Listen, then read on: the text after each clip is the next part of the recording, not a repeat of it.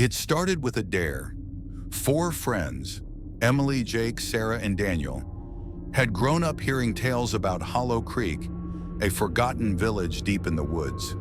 The villagers, as the legend said, vanished overnight a century ago, leaving only rotting houses and strange markings carved into the trees.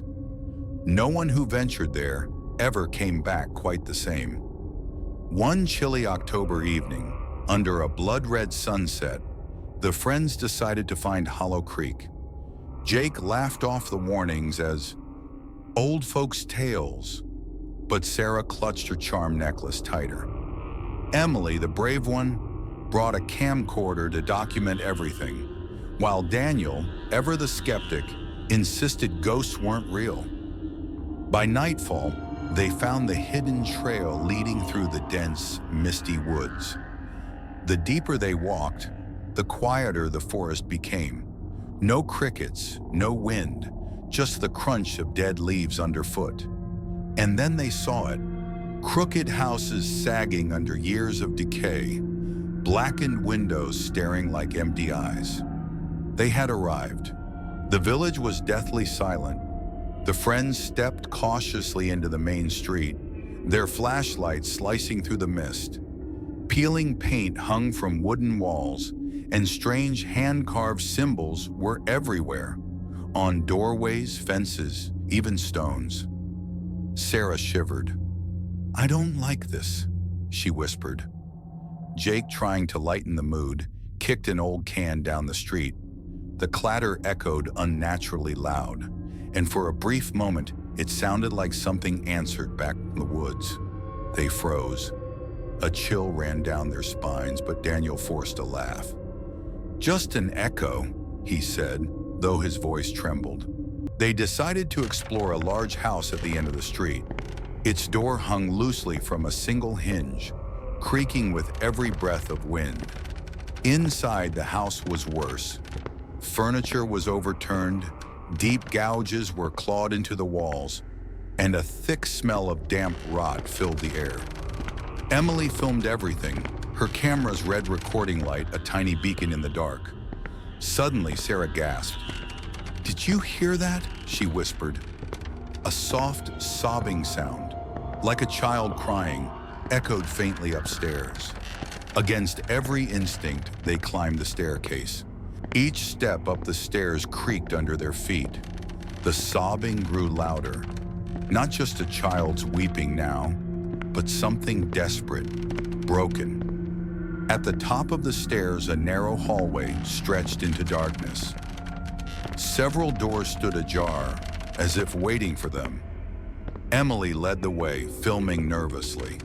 When they reached the last door, it slammed shut with a deafening bang. Sarah screamed. Jake rattled the doorknob, but it wouldn't budge. From behind the door, they heard scratching, and then a low growl. Suddenly, the hallway lights flickered. Dim, weak bulbs swinging overhead. A shadow darted across the far end of the hall, too quick to fully see. Jake cursed under his breath. "I think we should leave now," Daniel said, backing away. But before they could move, a cold blast of air slammed into them.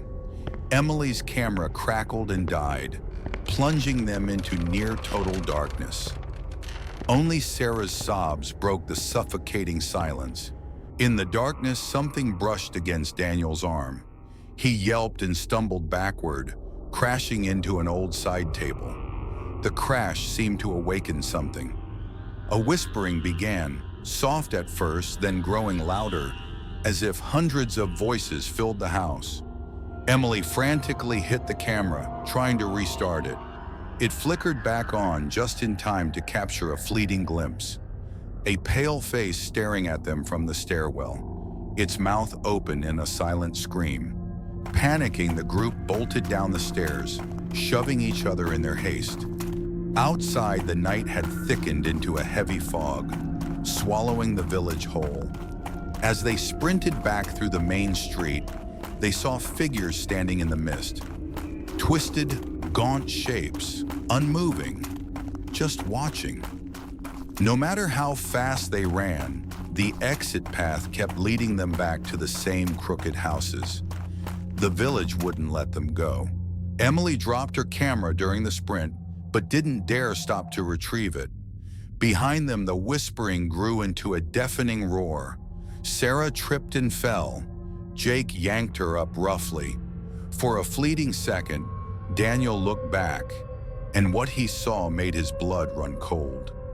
Hundreds of figures were moving toward them now, crawling, staggering, their mouths sewn shut with crude black thread. They ran harder. They burst into what looked like a church at the village's center. The heavy oak doors slammed shut behind them on their own.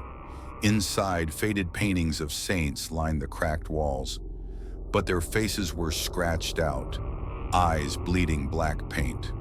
In the center stood an altar, and behind it, a mirror, tall and cracked. In the reflection, the friends saw themselves, but their reflections moved differently. Suddenly, their reflections began to grin, wide, unnatural smiles stretching too far across their faces. One by one, the reflections started banging against the glass, harder and harder, as if trying to break through. A thin crack snaked across the mirror. Daniel grabbed a heavy candlestick and hurled it at the glass.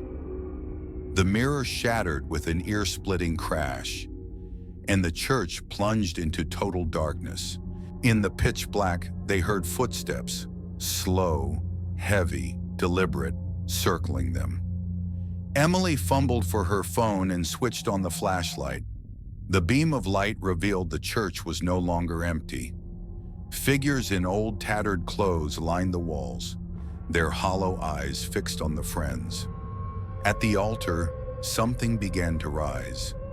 A tall, twisted figure draped in rotting black cloth. It pointed a bony finger directly at them. A deafening scream ripped through the church. The friends bolted for the door, slamming into it with all their weight, but it refused to open. The figures began moving toward them, slowly at first, then faster. In a blind panic, Jake found an old iron cross and smashed a stained glass window. One by one, they scrambled through the jagged opening, cutting themselves on the shards. They spilled into the night, but the fog was thicker than ever. They stumbled blindly through the mist, calling each other's names. But soon the voices faded, and Emily realized she was alone. Shadows twisted around her. From somewhere deep within the fog, she heard the same child sobbing as before. "Emily," a voice whispered behind her. When she turned, there was nothing there, only endless fog, and a dark figure standing just a few feet away. Emily screamed and ran, her lungs burning, but the village twisted endlessly around her, like a maze she could never escape. The last thing she saw before the darkness swallowed her was the village's old welcome sign, now dripping with fresh blood. "Welcome to Hollow Creek," it read, and then silence. Only the whispering winds remained.